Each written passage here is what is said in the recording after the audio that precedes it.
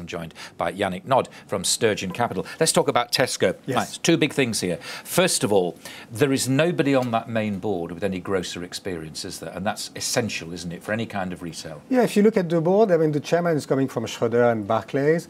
The brand new CEO is coming from Unilever. And the other members of the board are lacking retail experience. I think what is even more important, if you look at middle management now at Tesco, a lot of the middle management have left the company to work for example, discount retailer and some other company. So there might be a lack. It's a new team, so you have to give a chance to the new team, but there might be a lack of experience. There was one line this morning I read, and I thought it was rather a good one. It's when empires fall, they do very, very quickly indeed. Do you see this happening at Tesco?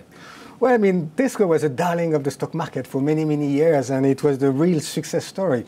I think right now the market is thinking that the loss is probably higher than 250 million, because I think since Friday the loss in market cap is close to 10 times that amount. Yeah. So there's a real worry. The rating agency Fitch is putting the company outlook with negative outlook. So again, there's a worry. We don't know yet if there is a fraud or malpractice. What we know for sure is that it's come at a very, very difficult time for the company, because the threat from the Lidl and the Aldi, all the discount retailer, is very, very strong. The irony is, now this South Korea issue, is that that's one of the countries, including the United States and others, that they actually deliberately expanded into, didn't they, to stop any kind of problems with just being in one economy. It'd be awful if that backfired, wouldn't it? Well, if you look at retailer worldwide, except maybe Walmart, very few retailers manage to have a profitable and successful international footprint. It's the same for Carrefour. Carrefour had been expanding when everything was easy, and now is going back to France. Tesco is doing the same. They had a chain in USA that did quite poorly, that had to be closed, and therefore it's very, very difficult for the like of Tesco to be able to reproduce their success at home abroad. What do you think is going to happen? I mean, is somebody going to buy it, for example?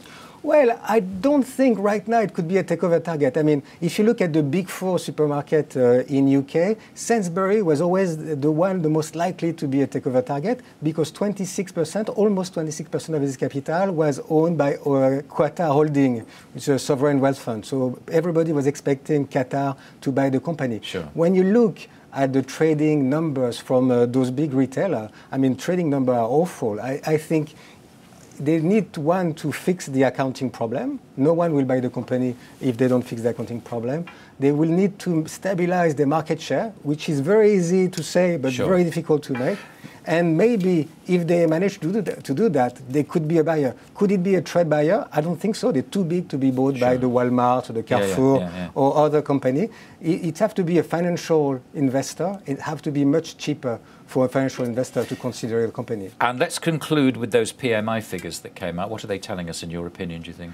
Well, in Europe, the PMI numbers are pretty poor, especially in France. I think you have to take it, the positive you have to take from it is the fact that the European Central Bank need to make a stimulus, because the economy by itself will not grow. Sure. I mean, we know we have absolutely no inflation, almost no growth in many countries around Europe. Something has to be done to make sure that we don't go into deflation. Okay. Yannick, thanks very much Thank indeed. You.